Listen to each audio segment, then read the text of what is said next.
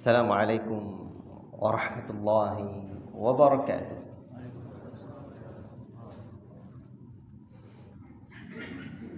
Innal hamdalillah nahmaduhu wa nasta'inuhu wa nastaghfiruh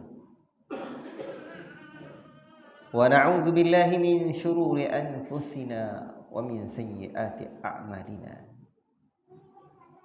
Man yahdihillahu fala mudilla lahu wa man yudlil fala hadiya lahu. Ashhadu an la ilaha illallah wahdahu la syarika lahu wa ashhadu anna Muhammadan 'abduhu wa rasuluh. Ya ayyuhalladzina amanu taqullaha haqqa tuqatih wa la tamutunna illa wa antum muslimun. يا أيها الناس اتقوا ربكم الذي خلقكم من نفس واحدة وخلق منها زوجها وبث منهما رجالا كثيرا ونساء واتقوا الله الذي تساءلون به والأرحام إن الله كان عليكم رقيبا يا أيها الذين آمنوا اتقوا الله وقولوا قولا سديدا يصلح لكم أعمالكم ويغفر لكم ذنوبكم ومن يطع الله ورسوله فقد فاز فوزا عظيما أما بعد فإن أصدق الحديث كتاب الله وخير الهدي هدي محمد صلى الله عليه وسلم وشر الأمور محدثاتها وكل محدثة بدعة وكل بدعة ضلالة وكل ضلالة في النار. Ayyuhal ikhwah, Bapak Ibu yang saya muliakan, syukur kita kehadirat Allah Rabbul Alamin, Allah yang senantiasa memberikan kita rahmat dan nikmatnya. Semoga rahmat Allah Ta'ala Allah limpahkan pula kepada kita di hari akhirat kelak dengan bisa berjumpa dengan siapa, Pak? Apa dia jumpa besok dengan siapa? Dengan ayah sama awak. Iyo juga.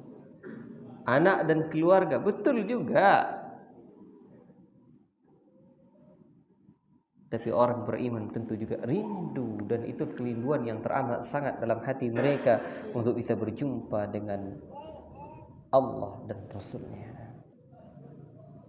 Dan semua orang-orang yang beriman, di antara nikmat tambahan di alam surga adalah wujuhu yawma idzin nadhirah ila rabbiha nadhirah. Pada hari itu wajah mereka berseri-seri melihat wajah Rabb mereka. Allahu akbar.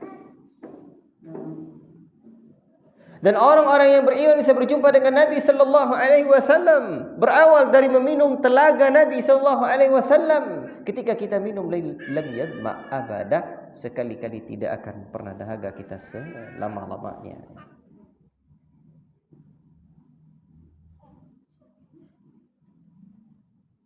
Tetapi ada orang-orang yang tidak bisa berjumpa dengan Nabi sallallahu alaihi wasallam.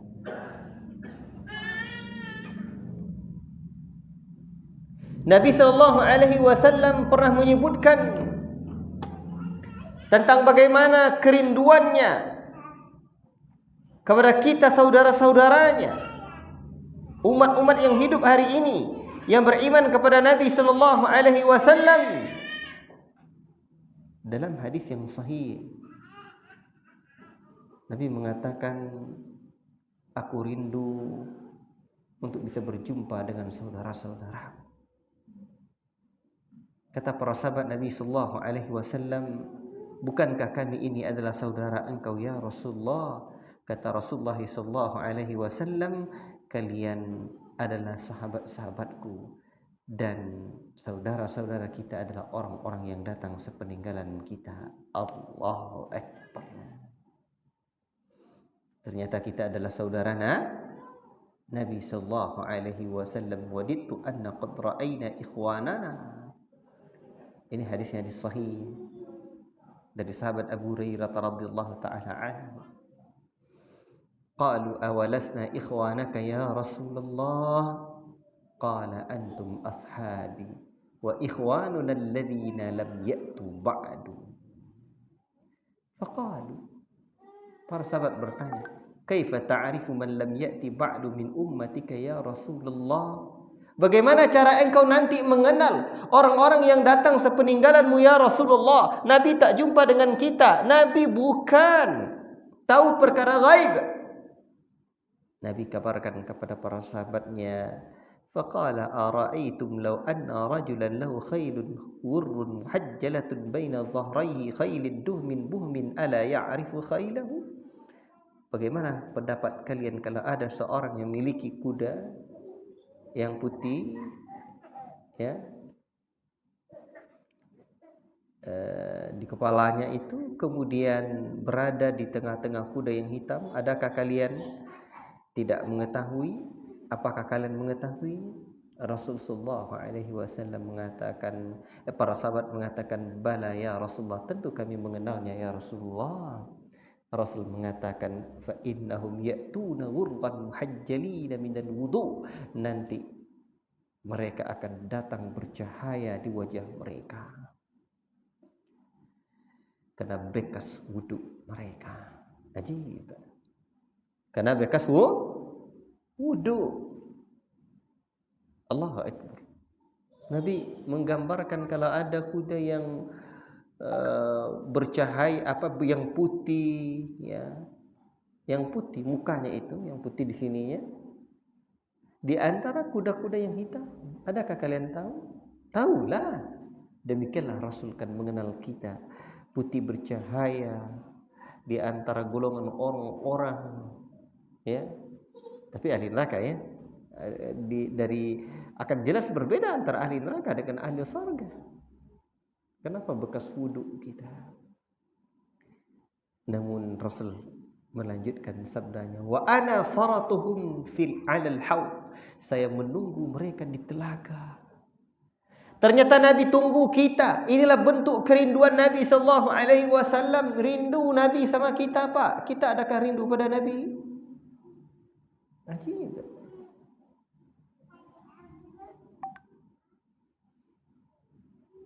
Dan Nabi mengatakan, sambungan dari hadis ini, la ilaha illallah, ala la yudhadanna rijalun yawmal qiyamati an haudi kama yudhadul ba'ir dhallu unadihim ala halumma. Tapi kata Nabi, ada orang-orang yang tidak bisa mendekat ke telaga Nabi sallallahu alaihi wasallam. Tak bisa dia. Dia tersesat sebagaimana tersesatnya kendaraan onta. Nabi panggil dia, halum ala halumma, ayo sini, sinilah kalian. Nabi panggil kita, Pak. Nabi sayang sama kita. Nabi rindu kepada kita, tapi dia tak bisa mendekat. Fayuqalu innahum qad baddalu ba'daka. Sungguh Muhammad, dia telah mengganti-ganti agamanya, keyakinannya, ibadahnya sepeninggalanmu. Faqul, aku pun katakan ketika itu, kalau demikian, suhqan suhqa.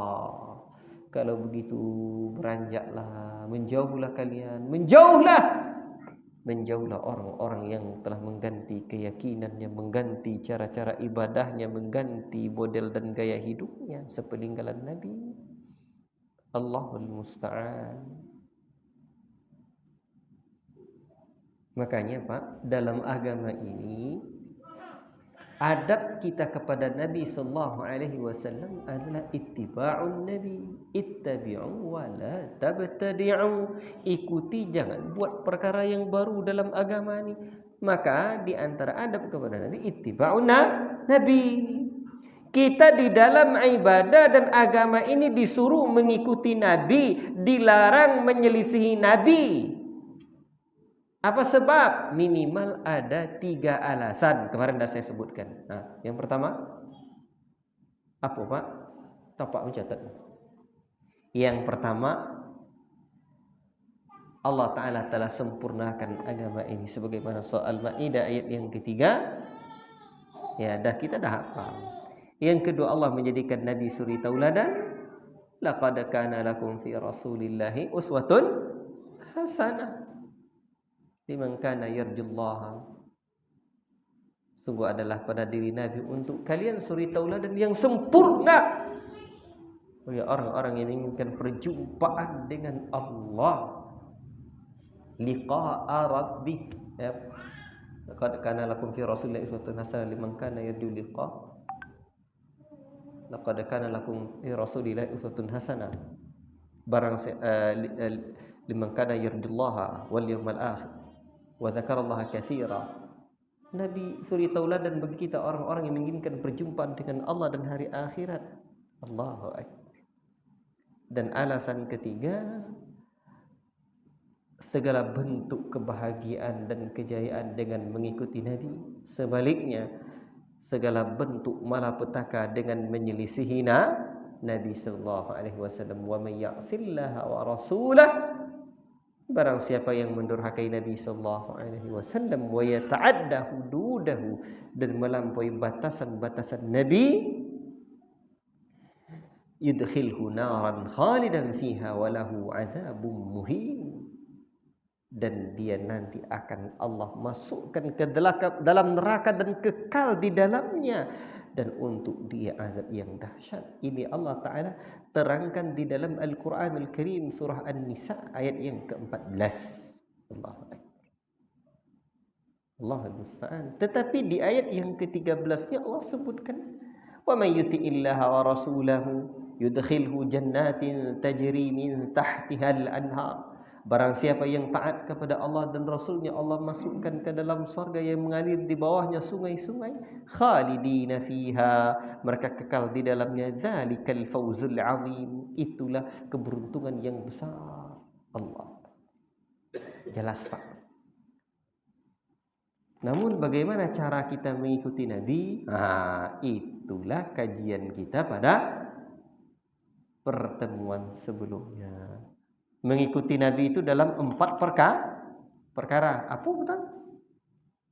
Mengikuti Nabi dalam i'tiqadat, dalam keyakinan. Ya, makanya makna mengikuti Nabi itu al-iktida'u wa ta'assilin Nabi sallallahu alaihi wasallam fil i'tiqadat wa fil af'al wa fil aqwali wa fit turuq.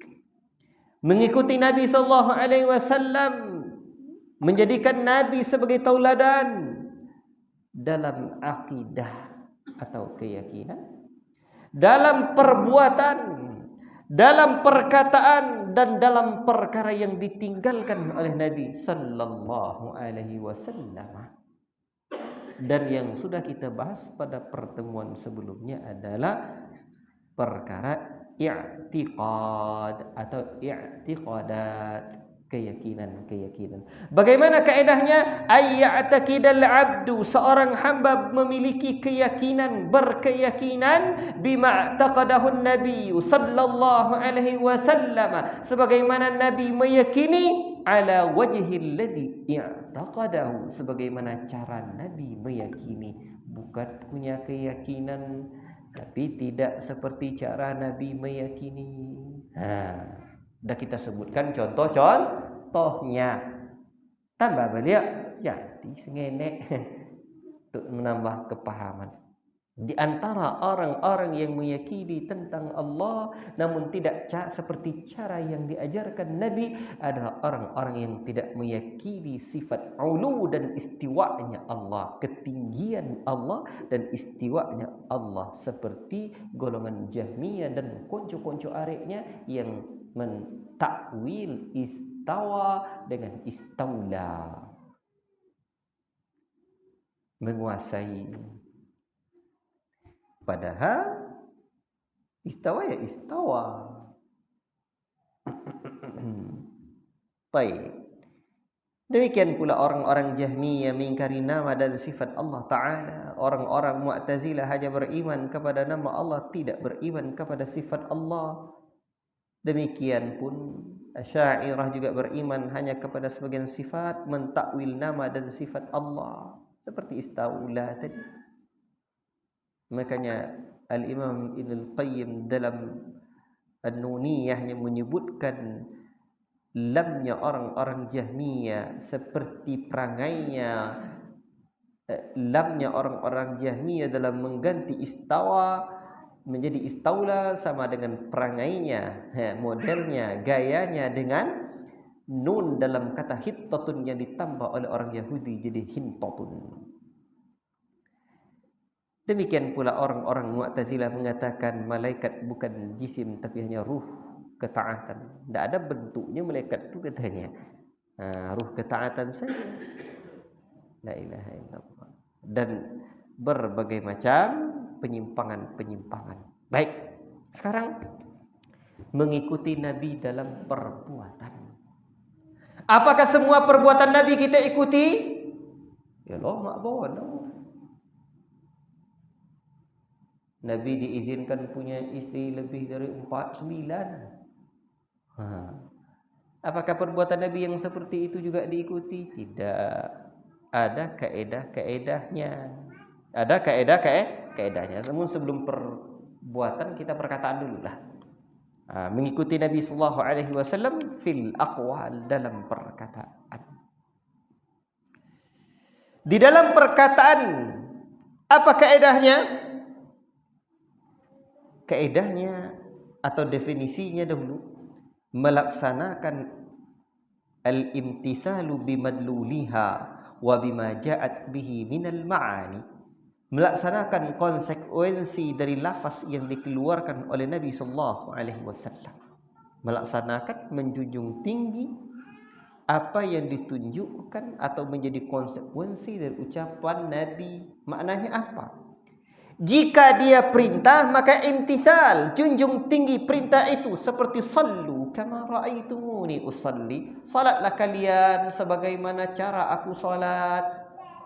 Makanya beribadah kepada Allah itu Pak, kaedahnya ingat, anna'budallaha kama yuridullah. Kita beribadah kepada Allah sebagaimana yang Allah inginkan, bukan semau-maunya kita, sesuai dengan selera dan keinginan kita. La, tidak.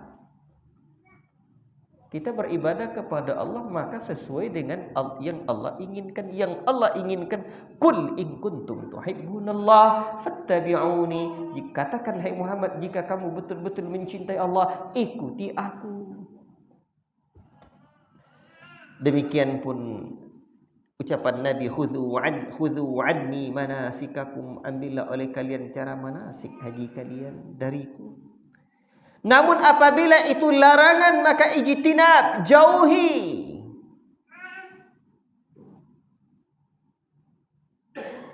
Sungguh sangat indah apa yang disebutkan oleh Syekh Sulaiman Ar-Ruhaili hafizahullah ta'ala.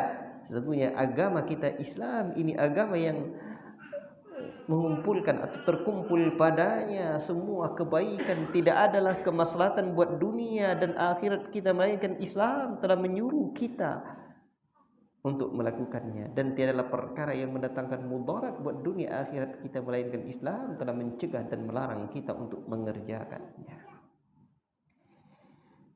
Maka jauhi larangan-larangan Allah. Larangan Allah itu ada berupa dosa besar dan ada berupa dosa kecil. Dan apabila itu khabar dari lafaz-lafaz yang disampaikan oleh Nabi, maka tasdiq. Apa itu? Dibenarkan, diyakini, diterima sebagai informasi yang diyakini, yang valid. Terima. Karena kabar dari Nabi itu sahih. Wa ma yantiqu 'anil hawa in huwa illa wahyuha. Tidak adalah yang diucapkan Nabi melainkan wahyu yang wahyukan. Mimpinya para nabi pun wahyu. Kalau mimpi kita, bayangkan mimpi para nabi itu wahyu tu. Kita salat aja bermimpi dah. Atau beda ya? La ilaha illallah. Artinya salat ibadah kita tak beres. Ini mimpi para nabi itu wahyu. Apabila Itu memang ada perintah dari Allah Rabbul Alamin. Tayyib. Itu baru Pak. Jadi itu kaidah yang pertama, mengamalkan konsekuensi dari apa yang diucapkan oleh Nabi. Mengamalkan konsekuensi dari apa yang diucapkan oleh Nabi. Itu yang pertama itu. Yang kedua, beribadah dengan lafaz zikir dan doa-doa yang diajarkan oleh Nabi sallallahu alaihi wasallam. Nabi itu orangnya jawami'ul kalim, ucapannya sedikit tapi kandungan maknanya banyak. Awak ndak lelah baca-baca apa? Mulut. Dah panjang-panjang tapi makna hanya sedikit. Itu bedanya. Nabi ndak sedikit tapi maknanya panjang. Makanya ulama salaf itu pak kitab mereka pendek-pendek tapi maknanya panjang. Itu dia, berisi. Ya biarlah biarlah segodang tunjuk tapi ome daripada segodang gunung tapi kape. Jadi berisi. Baik. Makanya di dalam perkara-perkara yang berkaitan dengan ucapan Nabi, yang kedua ini doa, zikir, maka utamakan zikir-zikir yang diajarkan Nabi. Sebelumnya dah juga saya sebutkan, hendaklah kita mengamalkan zikir-zikir yang diajarkan Nabi, zikir pagi, petang, sore, siang, malam dalam semua keadaan, baik itu zikir mutlak. Apa itu zikir mutlak? Ustaz, zikir mutlak itu zikir yang tidak terikat dengan bilangan dan waktu. Itu zikir mutlak nama, mutlaqa. Apa itu? Subhanallah wa bihamdi, subhanallahil azim. Bacalah sebanyak-banyaknya. Ada 2 kalimat kata Nabi, kalimat tu khafifatan fil lisan, tetapi sakilatan fil mizan, ringan di lidah tapi berat di timbangan. Apa tu? Subhanallah wa bihamdihi, subhanallahil azim. Kalau awak ndak nimbang umi kan ndak banyak kan? Atau ndak nimbang sawit kan ndak banyak juga kan? Nanti amalan kita ditimbang nanti di hari akhirat. Berarti ada bontu ada Ustaz. Iya. Ada bontu ada Pak. Cado apa? Ada dah nengok lah. Ini ndaklah sabuin Nabi bontu orang sudah sampai itu loh. Dia awaknya akal kita ni terbatas sebagaimana seperti perkataan Imam Syafi'i, inna lil aqli haddan yantahi ilaihi kama anna lil basari yantahi ilaihi, kama anna lil basari haddan yantahi ilaihi.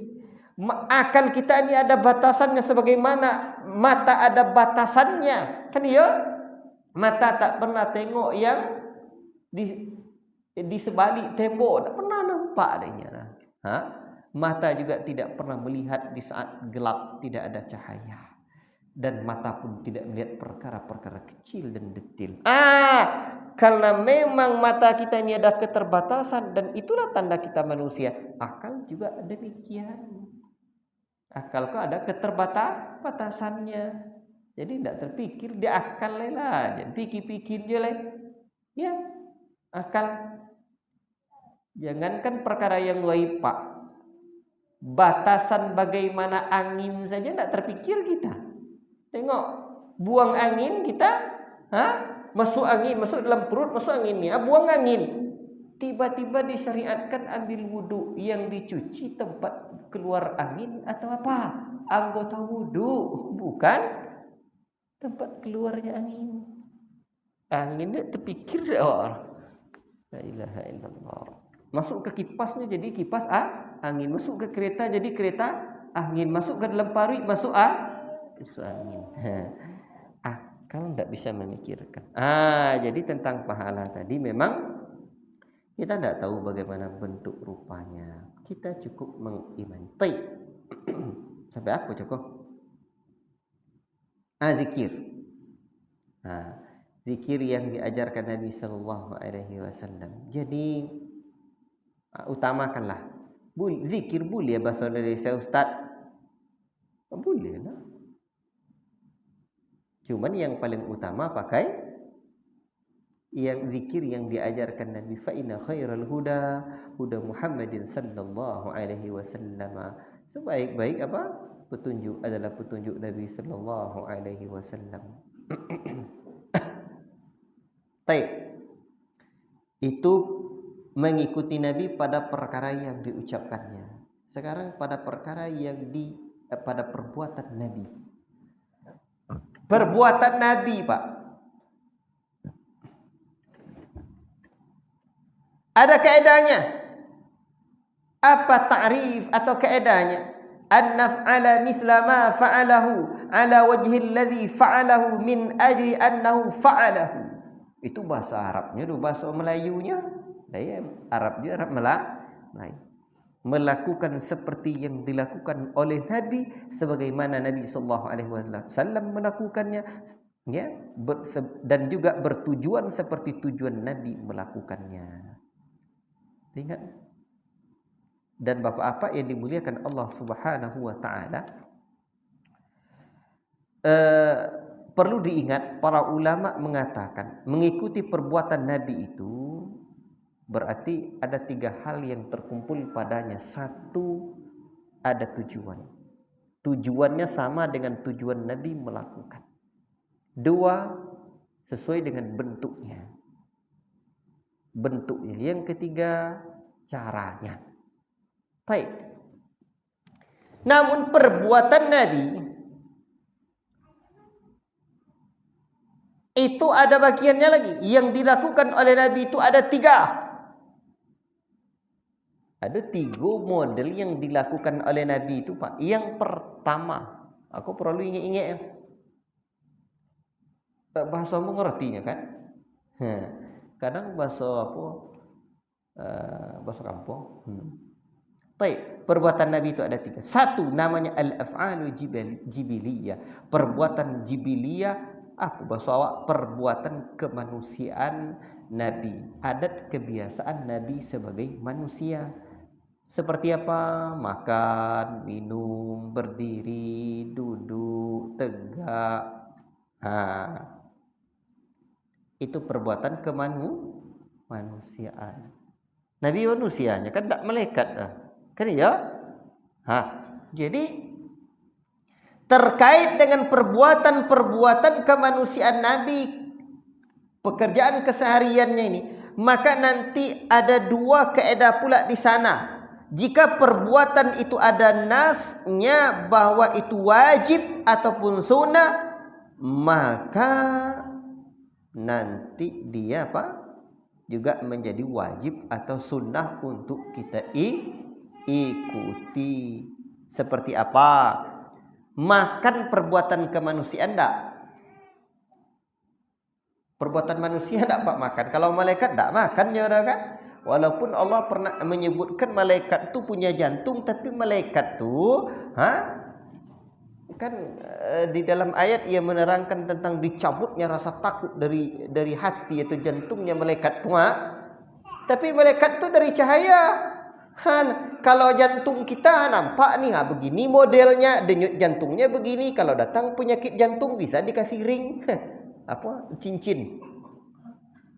Itu jantung kita. Kalau jantung malaikat dari cahaya, sudah hapus. Tidak ada database kita. Sebab kepala kita ni hanya bisa menerima informasi apabila ada database-nya, Pak. Hanya 3 sumber ilmu, sumber informasi yang masuk ke otak kita. Bisa kita lihat atau ada model yang sama, 3 sumber yang valid. Itu artinya. Tentang sumber yang valid. Berarti sumber yang valid itu mana? Sumber yang datang dari Nabi. Baik. Malaikat tidak makan. Awak makan. Berarti kita manusia ini makan. Nabi juga makan. Makanya kalau ada orang yang beribadahnya dengan tidak makan, itu salah kaji rumah. Lata balik. Nabi SAW itu makan. Tapi badan panik dan hilang zikirnya. Dah boleh zikir rumah. Makan daging hilang zikir. Nabi makan dagingnya, bahkan daging yang paling sukai Nabi daging pahanya tu kambing. Kan lama zikir. Baik. Jadi Nabi makan berarti perbuatan kemanusiaan. Namun ada nas yang menyuruh kita untuk makan dengan tangan kanan. Kan ya? Bahkan makan dengan tangan kiri tidak boleh ada. Tak boleh. Fa inna syaitana ya'kulu wa yashrabu bishimal, kata Nabi, karena syaitan makan dengan tangan kiri dan juga makan minum dengan tangan kiri. Ya kadang-kadang awak cedih itu loh pandai minum bismillahnya, minum dianjurkan Pak. Itu pegang dengan tangan kanan. Bahkan botol dan cedih kok sebisa mungkin dicari wadah yang lain. Jadilah dulu minum dengan tangan kanan, bismillah. Cuba minum cik dulu.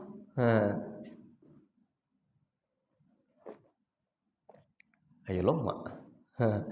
Asil kan air original arti mah. Jadi minum dengan tangan kiri, kadang-kadang walau piu pegang tangan kiri, dibantu ikon lo mas kene. Itu apa hukum Ustaz? Wallahu taala a'lam. Sekarang saya mau bertanya, ini megang dengan tangan kanan atau menopang dengan tangan kanan ini? Pegang je lah dengan tangan kanan, tapi awak kan makan loda lah diinyo kotor. Baiklah, okey.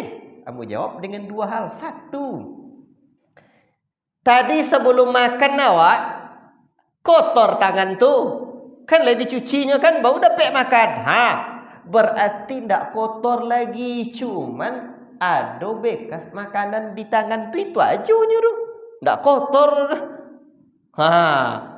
Tapi loda deknya Ustaz, bekas tu konai deknya bekas-bekas nasi. Nya itu jo beko balik dan kan diminum dengan makan. Gole itu jo beko balik. Gelas itu juga lagi yang kan diminum nanti untuk makan berikutnya, kan enggak kan?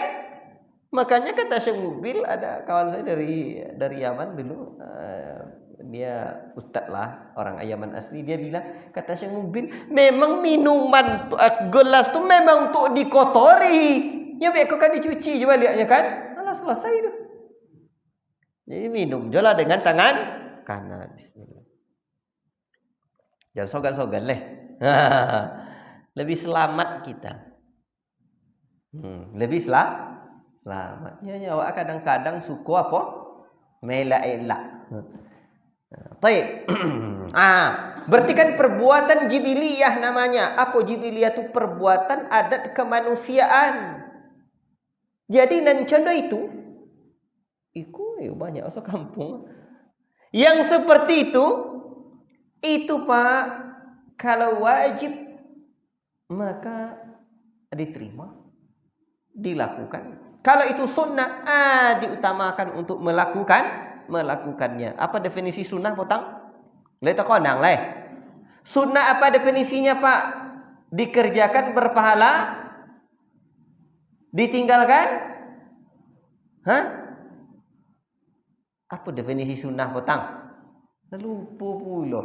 Dikerjakan berpahala, ditinggalkan rugi godang, rugi besar. Kan itu definisi potang. Baik. Kemudian termasuk juga makan dengan mengucapkan basmalah. Bismillah. Tapi tidak bismillahirrahmanirrahim dan nyosodo tidak pakai bismillahirrahmanirrahim. Yang bismillahirrahmanirrahim kan ngaji awak di awal surah. Bismillah saja. Baik. Termasuk juga misalkan tidur tu kan perbuatan kemanusiaan. Nabi tidur miring ke arah kanan. Ternyata ada anjuran an-naumu ala syikil aiman, ini ada anjurannya. Tidur miring ke sebelah kan. Sunnah berarti dianjurkan untuk dilakukan. Itu namanya perbuatan kemanusiaan yang ada dalil atau nasnya yang menunjukkan wajib atau sunnahnya. Dibuatlah. Satu. Kan nampak Pak? Yang kedua, perbuatan yang tidak ada nas yang menunjukkan kepada pensyariatannya, yakni disyariatkannya, maka hukum tidak jelas, tidak ada nasnya yang menganjurkan bahwa itu disyariatkan, tidak ada. maka yang seperti ini hukumnya tetap dalam keasliannya. Apa hukumnya? Mubah, boleh-boleh saja, seperti kemauan untuk makan dan minum. Awak air nak minum asil atau apa nak minumannya, atau nak minum air tobu, atau air apa? Air apa leh? Apa air lepas? Air kelapu. Itu silakan. Itu namanya kemauan makan minum, ya biasalah, hukumnya mubah saja. Baik. Nampak tak? Dan di sini para ulama menyebutkan, walaupun terjadi perbedaan pendapat termasuk dengan lebsul imamah, memakai sorban. Nabi kenapa dulu memakai sorban? Kenapa kaumnya memakai sorban? Hikmahnya apa? Mereka berjalan di padang pasir, kadang mereka tidur di malam hari. Dapat ganti jadi selimut, atau mungkin penghilang dari debu yang akan berterbangan. Sehingga mereka pakai sorban. Sebab nas yang menjelaskan tentang keutamaan pakai sorban tidak sampai kepada derajat yang sahih, kata para muhaqqiqin, para ahli hadis. Berarti mubah, boleh-boleh saja. Baik. Jadi itu perbuatan Nabi, perbuatan kemanusiaan Nabi. Termasuk juga memanjangkan rambut sampai ke bahu dan sejenisnya. Itu. Ya, sebab Nabi itu ada 3 cara rambut dia. Ada sampai daun telinganya, ada lebih sikit, ada sampai ke bahu. Itu perbuatan kemanusiaan Nabi yang kata para ulama tidak ada nas yang menunjukkan tentang dianjurkan, diutamakan untuk memanjangkan rambut. Itu para muhaqqiqin mengatakan demikian, ahli tahqiq. Namun apabila, kau pakai apabila, kau ada catatan, apabila seseorang melakukan itu dengan tekad,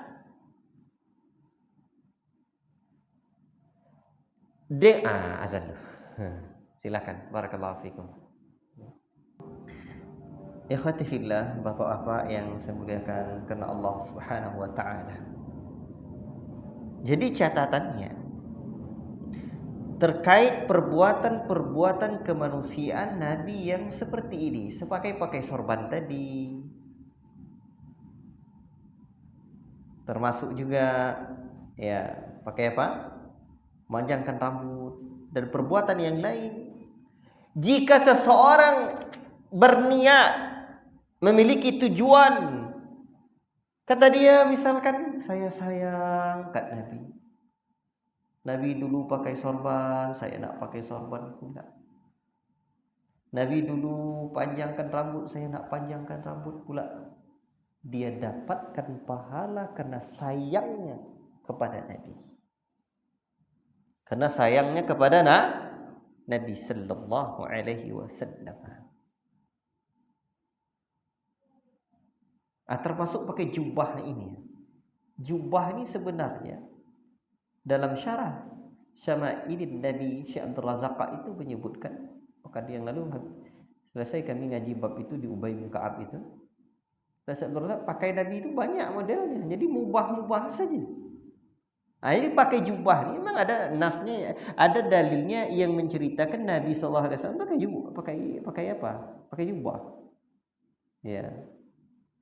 Tetapi anjuran tentang keutamaannya itu sebagian para ulama menyebutkan tidak ada nasnya.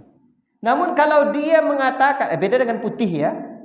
Putih itu jelas ada keutamaannya. Tapi kalau dia mengatakan bahwa saya sayang sama Nabi, Nabi dulu pakai jubah, saya juga pakai jubah, dia mendapatkan pahala karena sayangnya kepada Nabi. Karena orang Pak, kalau dia sudah sayang kepada sesuatu, cinta, maka dia akan berbuat seperti apa yang perbuatan-perbuatan yang ia cintai itu akan diikutinya. Kan iya?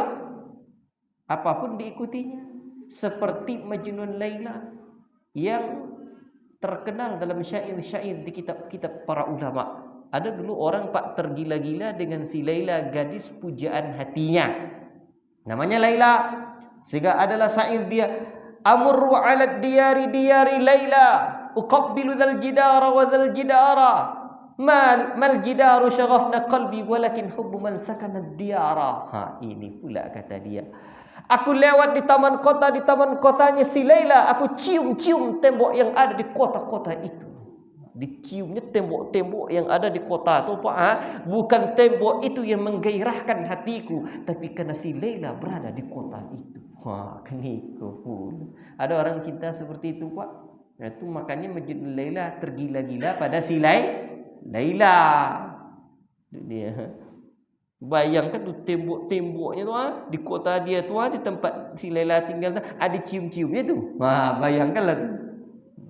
La ilaha illallah. Begitu orang Pak. Makanya kalau cinta sudah melekat, sambungannya apa?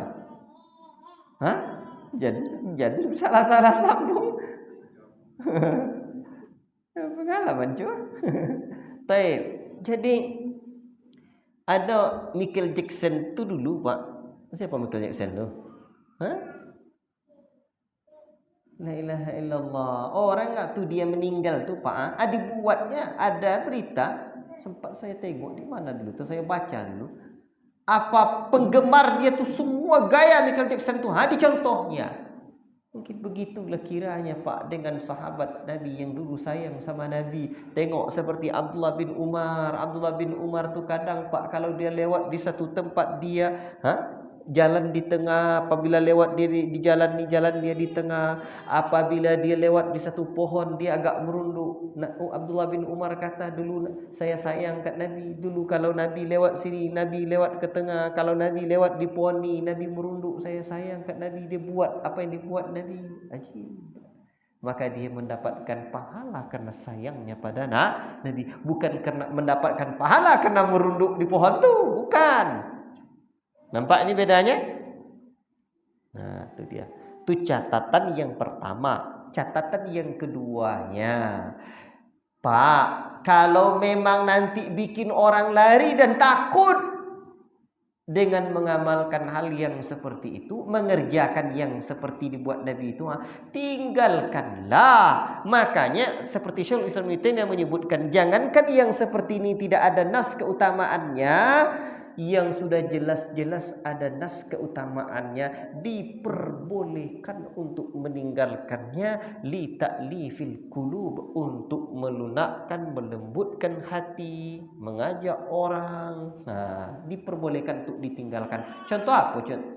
Contoh di dalam masalah tahiyat ada yang tahrik dan ada yang tidak. Kalau bapak-bapak misalkan tahrik, menggerak-gerakkan jari, itu pendapat yang bapak pakai. Tapi kalau balik kampung, kalau ditengok orang menggerak-gerakkan jari lain pikirannya, sebab orang menggerak-gerakkan jari itu di atasnya, digoyang-goyangnya beda ceritanya. Terbayang dia gerak-gerak jari cendeko.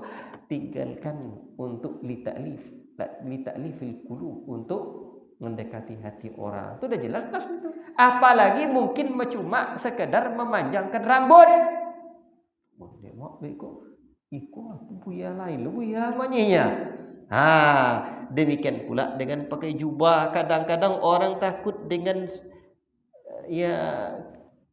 ada orang masyarakat tu bilang, Pak, bukan kami bukan takut dengan ajarannya, takut kami dengan seragam kalian tu katanya. Ini tidak boleh pakai batik juga boleh, pakai baju-baju selama tidak ada larangan boleh. Baiklah. Itu perbuatan Nabi perbuatan yang kedua. Perbuatan jibiliyah itu kan ada dua tadi itu. Perbuatan kemanusiaan itu ada dua kaedahnya. Yang pertama perbuatan yang ada nas dianjurkan atau diwajibkan. Kedua tak ada nas yang menganjurkannya. Maka kembali pada hukum asalnya. Perbuatan kemanusiaan yang ketiga. Yang kedua lagi. Ini ada dua kaedah di sini. Tadi saya sebutkan dua kaedah ya. Bukan 3, ada 2 kaedah di dalam perbuatan kemanusiaan ini. Cuma 2 ini. Saya ulangi lagi, perbuatan yang dibuat oleh Nabi ada 3. 1 perbuatan jibiliyah namanya, itu perbuatan kebiasaan kemanusiaan Nabi. Ada 2 kaedah di dalamnya. Jika itu ada nas dianjurkan, maka dianjurkan, diwajibkan, maka wajib pula. Jika tidak ada, hukum asalnya tetap pada hal itu. Kedua lagi, perbuatan yang menjadi kekhususan Nabi. Itu menjadi khususiyahnya Nabi. Maka perbuatan yang menjadi kekhususan Nabi itu menjadi khusus untuk Nabi. Baik itu yang mubah, baik itu yang wajib buat Nabi, ataupun yang haram buat Nabi. Maka terhadap perkara ini, Pak, jika ada dalil yang menunjukkan kekhususan Nabi perbuatan itu, maka tidak boleh kita mengikuti Nabi atau mencontoh Nabi. Seperti apa contohnya? Yang mubah bagi Nabi, beristri boleh lebih dari 4, itu mubah buat Nabi. Atau yang wajib bagi Nabi, qiyamul lail, salat malam wajib bagi Nabi, itu kita dianjurkan. Perbuatan yang haram bagi Nabi, memakan sedekah, menerima hadiah, Nabi boleh. Tapi kita janganlah. Kalau hidup memang miskin, ada orang sedekah, terimalah. Baik. Itu perbuatan yang menjadi kekhususan Nabi. Apalagi yang jadi kekhususan Nabi, Pak, banyak. Jangan pula awak dibuat pula misalkan nanti, tak awak mengikut Nabi. Mengikut Nabi isteri dia 9, awak 9 pula. Tadi ada orang bilang awak ikut Nabinya katanya. Ini lain pula ceritanya ni. Awak ikut Nabi katanya. Nabi isteri dah banyak, awak banyak pulanya. Rupanya ditelusuri, memang isteri dia ada belasan, tapi satu aja. Kawin cerai lain pula perangai dia ni. Itu tak ikut Nabi namanya tu. Sedangkan yang dipakainya 9 tak boleh. Baik. Tapi kalau tak cocok, apa boleh buat? Beda ceritanya takdir hidup. Baik. Itu perbuatan yang khusus bagi Nabi, tak boleh ta'asi pada Nabi, mencontoh Nabi tak boleh.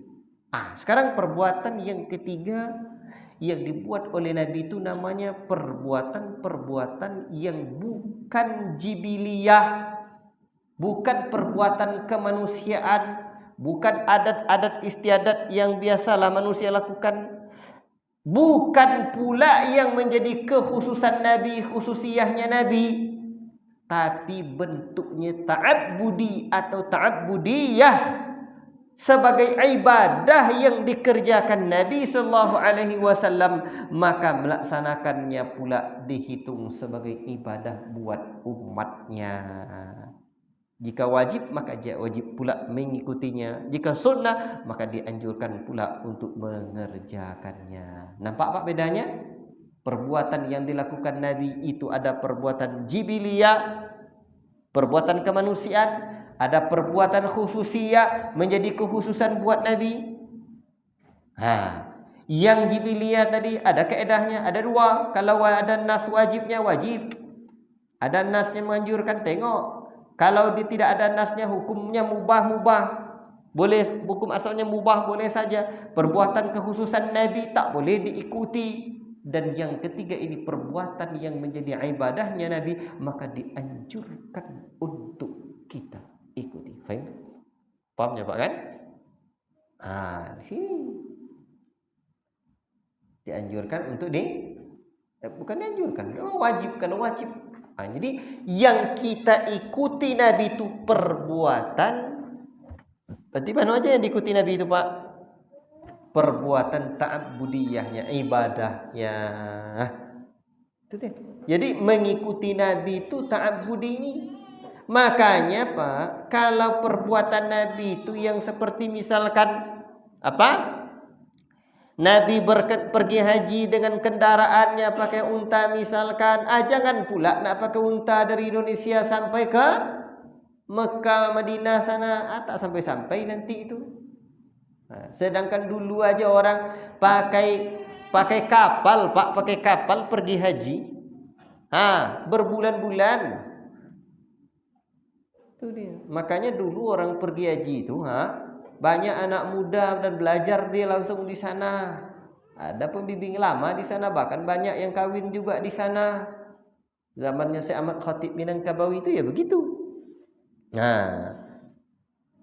Sedangkan pakai kapal aja lama. Sampai-sampai kan ada orang tua-tua tuh bilang kita doakan orang-orang tua kita baik yang berkubur di darat atau yang berkubur di laut katanya.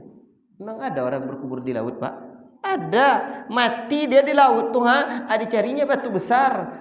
Langsung diikatkan, ditenggelamkan. Itu namanya berkubur di laut. Itu payah. Jangan nak pakai kapal laut lagi pergi haji. Kuntum a'lamu bi umuri dunyakum. Kalian lebih mengerti tentang urusan dunia kalian. Hantamlah dunia ini selama tidak ada larangan. Dan Nabi itu tidak membawa dunia, Pak. Nabi tidak mengajarkan dunia. Yang Nabi ajarkan bagaimana kita bersikap terhadap dunia itunya, agar selamat dunia akhirat. Baik. Ini perbuatan yang tidak perlu kita contoh dari Nabi sallallahu alaihi wasallam. Termasuk rumah Nabi itu Al Hasan menyebutkan di zaman beliau dia jangkau loteng namanya ini. Apa namanya ini? Plafon. Dijangkaunya, Pak. Jangkau bahasa Indonesia itu. Dijangkaunya, Pak, itu sampai dengan tangannya. Tak sampai 4 kali 5 meter rumah Nabi itu, Pak. Nanti dibilang pula sama istri kita, sayang kat Nabi. Ayolah kita nanti berumah tangga. Dibuat pula rumah kat rumah Nabi. Ya. Kalau sanggup buatlah. Tapi tidak ada nilai ibadahnya di sana. Namun kalau niatnya kita mencontoh, kita sayang sama Nabi dulu dah buat rumah gini, kita buatlah kalau sanggup. Mudah-mudahan dapat pahala. Kalau tak dapat sengsara setelah itu. Jadi Nabi tak ada anjurkan, tak ada nasnya, Pak. Jangan buatnya kayak gitu. Jadi memang kita harus tahu. Atau nanti kita makan nih, ada pula yang kelewatan. Makan ni pakai tangan aja katanya. Bahkan ada yang tak tahu dulu tak ada sendok, itu tak tahu dia itu sejarah dan hadis-hadis yang ada. Tapi itulah kadang sikap gulu tuh. Nanti makan kolak namanya itu. Pakai juga tangan, kan kacau kali itu. Kolak namanya itu, Pak. Bubur. Bubur. Bahaya, pakai juga tangan. Itulah. Jadi kalau tak paham, kacau. Makanya nanti ada yang keempat, itu perbuatan yang ditinggalkan Nabi. Ini lagi yang keempat nanti, Pak, yang akan kita bahas pada episode berikutnya. Ada ini lagi. Tak cukup apa tu boleh. Jadi nanti tinggal satu.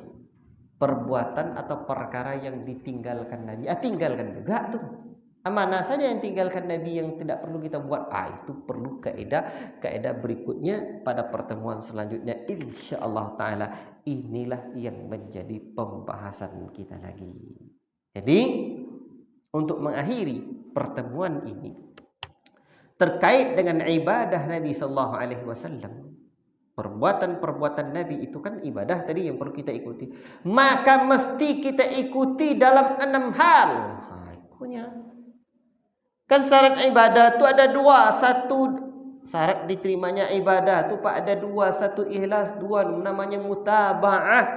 Apa dia? Mutaba'ah itu mutaba'ah mengikuti Nabi dalam 6 perkara. Apa saja 6 itu? 1, sesuai dengan sebabnya. Seperti sebab Nabi melakukan ibadah tu. Kalau orang tanya nanti, kenapa kamu baca surah Al-Kahfi hari Jumaat? Kalau ia mengikuti dalilnya bisa diterima dalam hadis surah Kahfi hari Jumaat tu, Karena hari ini hari Jumat, maka saya baca surah Al-Kahfi. Mantaplah tuh, sesuai dengan sebab yang diajarkan Nabi. Tapi kenapa kamu baca Yasin malam Jumat? Kenapa kamu baca Yasin? Ini kan malam Jumat. Sementara kata para ahli muhaddisin, hadisnya tidak sampai kepada derajat makbul, diterima. Sebabnya tak tepat. Kenapa kamu banyak-banyak salawat? Asal jumpa sama orang, Allahumma sholli ala Muhammad. Kan salam sama orang katanya. Itu sebab kamu mengucapkan salawat itu tepat tak dengan sebab Nabi mengucapkan salawat? Kalau kamu memperbanyak salawat di hari Jumat, sebabnya tepat karena hari Jumat. Tapi kalau salam sama orang baca Allahumma sholli ala, itu sebabnya tak tepat. Nabi tak pernah ada nas yang menjelaskan sepengetahuan kita bahwa ada setiap jumpa salam dengan orang baca salawat. Tak tepat sebabnya. Baik. Yang kedua, sesuai dengan tempatnya. Tempat Nabi solat tu di masjid, jangan di kuburan. Nanti pergi ke kubur solat sana. Nabi sebut la tusallu ilal qabr. Jangan kalian salat menghadap kuburan. Enggak, saya sayang sama mak saya salat ke kubur mak saya. Jangan. Itu sesuai dengan tempatnya. Bahkan solat tu Pak, tempatnya apabila masuk kita ke masjid, maka dekat ke dinding atau ada sutrah namanya la tusallu illa ila sutrah. Jangan salat kecuali menghadap sutrah. Itu tempatnya, sesuaikan dengan tempat yang diajarkan Nabi. Makanya demikian juga ibadah haji. Ibadah haji itu ada miqatnya, tempat mulai membaca labbaik Allahumma labbaik. Ada tempatnya tu baca tu mulainya. Maka kalau dari Madinah kita di Zulhulaifah namanya. Itu dia. Jangan mulai dari masjid Nabi atau mulai dari kubur Nabi biar panjang dapat baca labbaik Allahumma labbaik. Bukankah itu baik? Bukan. Lafaznya tu baik tapi menyelisihi tempat yang diajarkan Nabi. Karena penyelisian kita terhadap tempat yang diajarkan Nabi itu namanya membuat perkara baru. Nabi mengatakan ittabi'u wa la tattabi'u qad kufitum. Ikuti saja, jangan buat yang baru, udah cukup kalian tuh. Itu ya namanya tempatnya. Jadi sebabnya sesuai dengan sebab yang diajarkan Nabi, tempatnya sesuai pula dengan tempat yang diajarkan Nabi. Ini adab pada Nabi. Ittiba'un Nabi, ada kaedahnya. Ini bagian dari kaedahnya. Yang ketiga, sesuai dengan waktu yang diajarkan Nabi. Waktunya waktu apa? Waktu membaca surah Al-Kahfi hari Jumat. Waktu salat subuh ya sebelum terbit matahari, setelah terbit fajar. Jangan dibalikkan. Jangan diganti waktunya sesuai dengan waktu yang diajarkan Nabi. Baik. Yang ketiga, waktu, sebab waktu, tempat. Yang keempat, kaifiyah, cara yang diajarkan Nabi seperti apa? Sedekap bagaimana? Angkat takbir bagaimana? Sallu kama ra'aitumuni usalli, salat kalian sebagaimana aku mengerjakan salat. Kita beribadah ni kaedahnya beribadah sebagaimana yang Allah inginkan, bukan seperti yang kita inginkan begitu saja. Baik. Caranya dapat tu. Yang kelima, sesuai dengan bilangan yang diajarkan Nabi. Setelah salat tu Pak, ada zikir yang ditetapkan Nabi, bilangannya subhanallah subhanallah, alhamdulillah alhamdulillah, Allahu akbar. Itu masing-masing 33 kali. Enggak Ustaz, saya nak banyak. Biar banyak dapat pahala, saya hantam 100 kali. Mumpung naik iman saya, baru balik dari Mekah ni masih bau Mekah badan saya.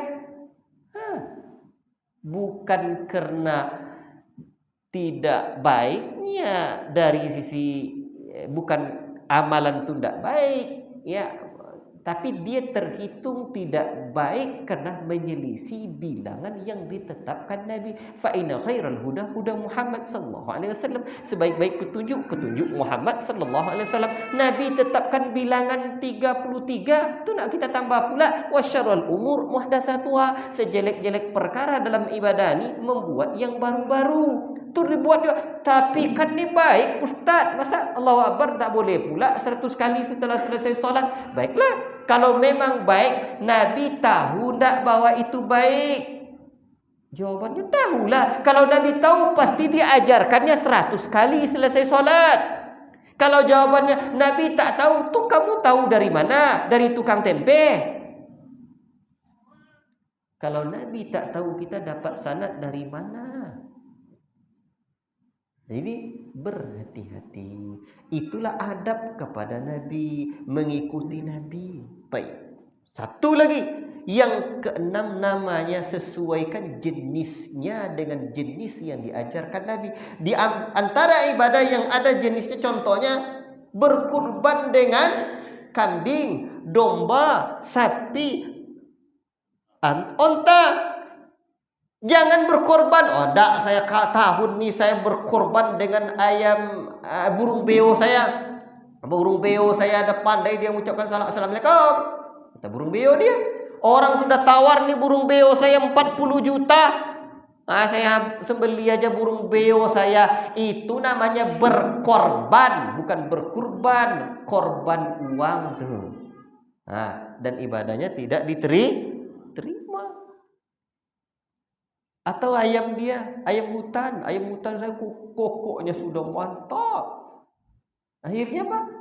Disembelinya. Itu namanya berkorban, bukan berkurban. Bahasa Arabnya udhiyah. Korban disembeli, ayam dia, hutan dia tuh. Bukan demikian. Jenisnya harus sama dengan jenis yang diajarkan Nabi sallallahu alaihi wasallam. Inilah dalam perkara ta'budiyah ini. Cukuplah dulu. Jadi dalam mengikuti Nabi, dalam keyakinan dah kita jelaskan. Mengikuti Nabi dalam perkataan dah kita terangkan. Mengikuti Nabi dalam perbuatan ada sama pula kita pelajari. Ternyata ada 3 perbuatan Nabi. Perbuatan kemanusiaan disebut perbuatan jibiliyah. Kalau ada nasnya dianjurkan, maka diutamakan untuk dikerjakan. Kalau ada nasnya wajib, maka wajib untuk dikerjakan. Tapi kalau tak ada nasnya, hukum asalnya mubah-mubah saja, boleh-boleh saja. Itu perbuatan jibiliyah. Kedua, perbuatan yang khusus buat Nabi, itu tak boleh contoh-contoh. Yang ketiga, perbuatan ta'budiyahnya Nabi, ibadahnya Nabi. Kalau perbuatan ibadah Nabi, maka terhitung ibadah pula untuk kita kerjakan. Namun harus sesuai dengan dalam 6 hal. Apa itu? Dalam sebabnya, dalam apa lagi? Waktunya, dalam tempatnya, dalam bilangannya, dalam caranya, dalam bilangannya, dalam jenisnya. Inilah bagian adab kepada Nabi sallallahu alaihi wasallam. Kalau enggak, kita namanya kurang adab. Dalam bahasa Sakerta, kalau enggak beradab, biadab tu tidak ada adab. Maka untuk itu tinggal satu lagi nanti, mengikuti Nabi dalam perkara yang ditinggalkan oleh Nabi sallallahu alaihi wasallam. Insyaallah taala. Wallahu taala a'lam bissawab. Cukup sekian yang dapat kita sampaikan pada kesempatan ini. Yang benar hanya dari Allah, yang salah dari pribadi saya dan bisikan syaitan. Hanya kebenaran yang mesti kita ikuti. اللهم انفعنا بما علمتنا وعلمنا بما ينفعنا وصلى الله وسلم على نبينا محمد وعلى آله وصحبه أجمعين والسلام عليكم ورحمة الله وبركاته.